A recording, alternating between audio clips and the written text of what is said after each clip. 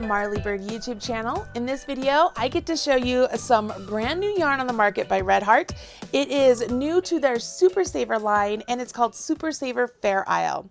This is one of those yarns that has been specially dyed, so when you use basic stitches, the yarn color itself is going to land in such a way that it resembles Fair Isle without having to do all the work of Fair Isle. This is a wonderful yarn just to play around with, both for experienced knitters and beginner knitters. So in today's video, I'm going to show you how to make this very easy Fair Isle knit scarf. It's a basic stockinette stitch scarf with a garter edge, so that way it doesn't roll. And we will let the yarn do all of the work for us as far as the color changes. We won't worry anything about that. This is a free pattern available over on redheart.com, and a link to the yarn itself is available in the video description below with the free pattern. While you're down there, go ahead and smash that like button, as my kids say, so that way I know you enjoyed this video. What I'm going to do now is I'm going to show you how to make this a super simple scarf using Super Saver Fair Isle. Now you can use any yarn you want to make this particular scarf, but we're going to use the Fair Isle so that way the colors kind of mess around and have some fun with it. This is perfect for beginners, so grab your needles, your pattern, and some yarn, and let's jump in.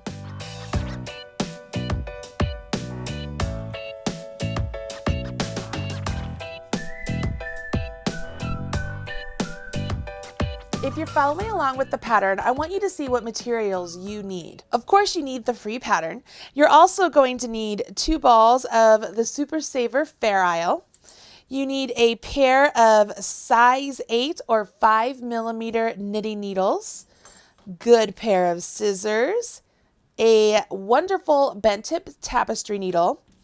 And to add fringe, it's recommended to have a crochet hook. It makes it a little bit easier. This is a size I or 5.5mm crochet hook. And one of the things that is not listed on here are stitch markers. Now you don't need stitch markers, but I'm going to show you how having stitch markers could really help you stay on track with what you need to do in your pattern. So I'm going to use stitch markers today in this video. Let's jump in. I am using Red Heart's Fair Isle and Candy Fair Isle, and we are going to start off with a long tail cast on. This is a really basic cast on, and I think it's perfect when we're jumping into the garter stitch edge, which we're going to do here at the start.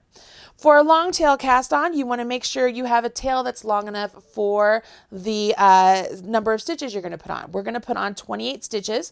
So one way you can accommodate your tail is take your tail and wrap it around your knitting needle a total of 28 times.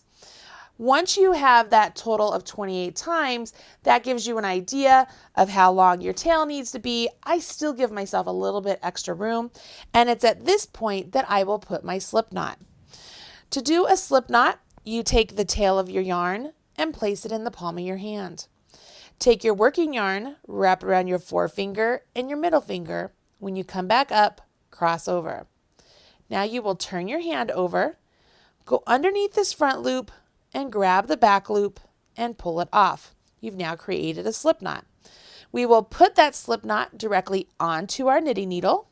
Now we want to do the long tail cast on. When we do the long tail cast on, we want to make sure we don't let this slip knot fall off our needle. So we're going to put our finger on it and make sure it doesn't go anywhere. We are going to take our tail and we are going to go ahead and grab the tail and scoop your thumb around just like so. Okay? Now I want you to stick your forefinger out. Can you see how that working yarn is laying there on the forefinger? That's what we want. So what we have here, if I were to let go, is I have my tail wrapped around my thumb and my working yarn wrapped around my forefinger. I'm going to pick this back up and hold this slip knot so it doesn't go anywhere. I'm going to grab the outside portion of those 2 lengths of yarn. When I get back in this position, I am in a slingshot position and I'm ready to do the long tail cast on. You take the tip of your needle, start down here at the bottom of your thumb, go up, swivel, go down, and I have a little window that I've created right there, and I'm just going to swivel my needle right through and then let it fall off my thumb and pull. Up, down, through the window, off. in, around, out, off. In, around, out, off. In, around, out, off. I count my slip knot as a stitch, and I can count all of my stitches after that. I want to make sure I get 28 stitches. Once you get 28 stitches on your needle, it will look something like this. You have a nice edge right here of all of the stitches you've created, which is perfect. Now you will take this needle and place it in your left hand. And we no longer need our tail, so we're just going to ignore our tail and we're going to only use our working yarn. Now, we want to go ahead and knit a total of 8 rows. So to knit, we will take our right hand needle and going from left to right, we will go into that stitch, take our yarn, go around our needle, come out that same stitch, and then off the needle. In, around, out, off. Sound familiar? In, around, out, off. In, around, out, off. In, around, out, off. Some of you might hold your yarn in the other hand, so I'm going to go ahead and show you what it looks like. It's the same motion. I just have the yarn in the opposite hand. In, around, out, off. In, around, out, off. In, around, out, off. In, around, out, off. You will do this all the way to the end of the row and for the next 7 rows after this. Once you've completed a total of 8 rows of knitting, join me back here. We're going to jump into the actual pattern sequence for this scarf. Once you've completed 8 rows of garter stitch, you will turn your work, and this is where we will repeat our pattern stitch. This first row is just knitting, which is what we've been doing all along. So we'll go ahead and knit this very first row. Once you've knit that row, you will turn your work, and we have to do something different on the wrong side row because we want stockinette in the body of our scarf. So we will go ahead, we will knit the first 4 stitches, and what this will do is keep these first 4 stitches in garter stitch. This is where I highly suggest using a stitch marker because I find it really helpful to be able to delineate where those 4 stitches are here at the start and then where the 4 stitches are going to be at the end of this row. So I'm going to grab a stitch marker that I've actually made, and I can show you how to make these stitch markers right here on the channel. I'll put a link right up there in that little I button. You will take your stitch marker and just place it on your right hand needle. That's all you do. All that's doing is it's a big kind of sign for me to say, hey, look, remember, we're doing something different between this stitch marker and the next. Now what I want to do is I want to purl the next 20 stitches. So I want to make sure I bring my yarn between my needles so it's up front here. And I will go into the stitch from right to left with the right hand needle coming in front. Take my working yarn and wrap it around my needle just like that. I'm going to show you how to do that one more time. We want to go around the needle over the top towards the bottom. Once you've done that, you go back out that stitch and off. Then you repeat. Around, out, off. In, around, out, off. You want to make sure you do not go around your stitch like that. That puts your stitches on your needle backwards, which is not incorrect. It just makes it so that you have to knit differently also. So if you're just learning and this is how you knit, go around your needle just like that to purl. In, around, and out. And you will purl 20 stitches, or you can think of it as you're purling to the last 4 stitches of the row. Now, some of you are continental purlers, so I'm going to show you how to do that. I will go into the stitch just like before, go around my needle and out. In, around, out. In, around, out.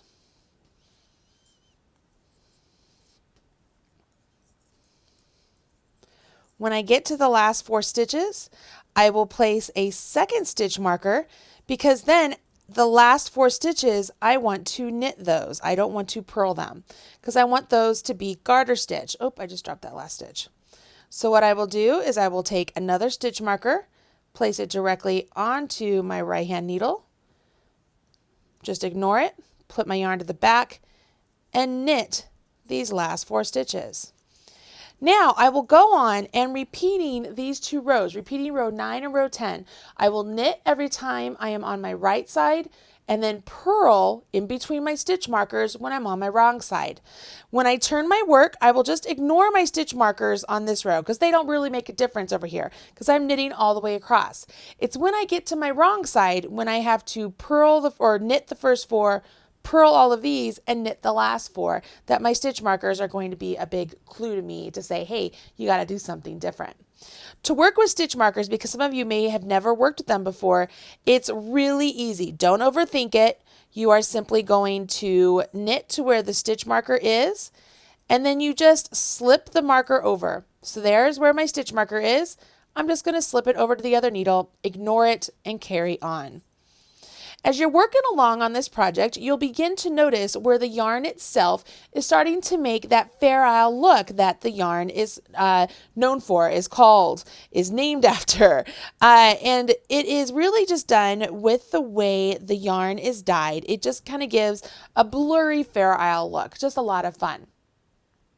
You'll go ahead and continue on working in this method, working between row 9 and 10, the right side and the wrong side, until your entire scarf measures 71 inches from the cast on edge. At that point, you will knit 8 more rows, so that way it matches this edge, and then bind off. Because I don't want to make a whole scarf right here on the video, I will show you how to bind off, and I'm just going to use my little sample right here, so that way you know what to do when you get to that point. When it's time for you to bind off stitches, it's really super easy. Let me show you how to bind off. When we bind off, we want to go ahead and knit the first 2 stitches. Once you've knit those 2 stitches, we want this stitch to jump over this one and then off the needle. So what I like to do is use my left hand needle to go in through that stitch and then maneuver it so it jumps up and over that front one, and then just take my needle out. Can you see how it looks like that stitch is like strangling the throat of the one that's still left on my needle? Now that I have 1 stitch left on my right hand needle, I will go ahead and knit another stitch from my left hand needle and repeat the process. Have that back stitch jump up and over the front and off.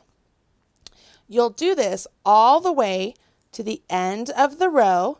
When you're left with 1 stitch, you simply cut your yarn, give it a pull, and then weave in your ends. It's that easy, you guys. Making this scarf is super simple, and as long as you maintain the garter stitch on the bottom and the garter stitch along the sides and then finish off with the garter stitch, your stockinette center will not roll. It's going to look really pretty. The finishing touch to this entire scarf is adding some fringe, and it's really easy to add fringe. Let me show you how to do that.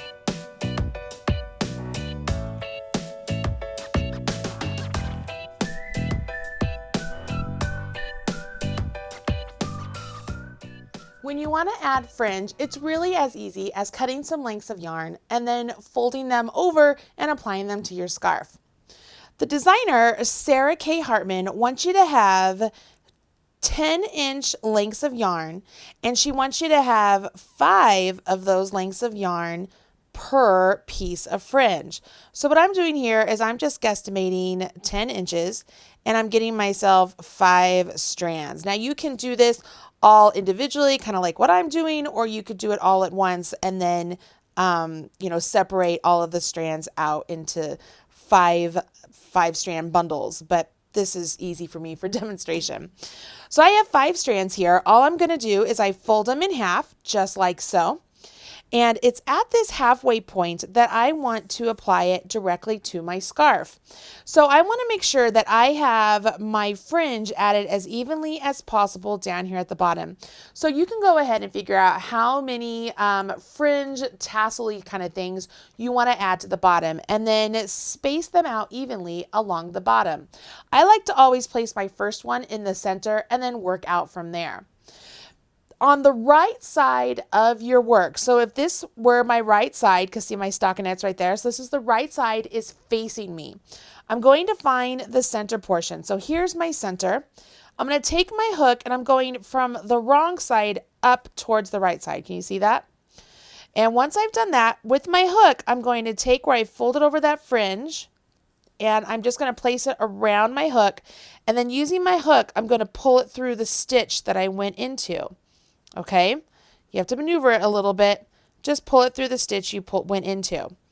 Once you pull it through, it looks something like this. Go ahead, open up that center portion, put your fingers in, grab the tail portion of the fringe, pull it through the center bit, and when you pull this tight, you'll notice that round bit there, that's the center of your fringe, is nice and flush and pretty right up next to the pretty side of your scarf.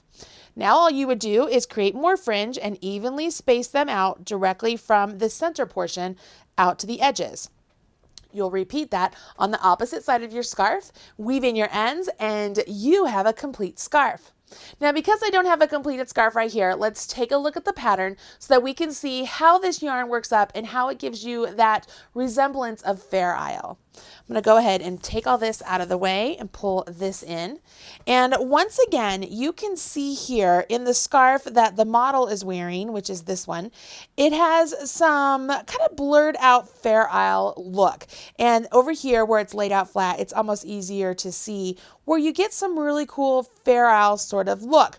Now again, this is not true Fair Isle where you hold 2 strands of yarn, one in each hand, and create an absolute wonderful Fair Isle. If you want to do that, we have videos on that you could totally check out, and you could achieve that with no problem. This is one of those, you know what, I want to just save some time, have a cool look, and do something a little bit new with a Super Saver Fair Isle. And it's in the Super Saver family, which you love. It's America's #1 most recommended yarn brand, and we've just improved it a little bit. So you can check out the Faux Fair Isle knit scarf. If you're a crocheter, check out the crochet version as well, and make sure that to pick up some of the Super Saver Fair Isle at a store close to you or directly from redheart.com. I'm Marley Bird, proud spokesperson for Red Heart Yarns, and I hope you've enjoyed this video. Thank you. Hey, don't leave yet. I'm sure there are other videos here that you will enjoy. Go ahead and check out some of my knitting and crochet videos, as well as some of my crafting videos. You will love them, I promise. If you hit subscribe, you'll be up to date whenever there's a new video released. And as my kids say, don't forget to smash that like button. Bye.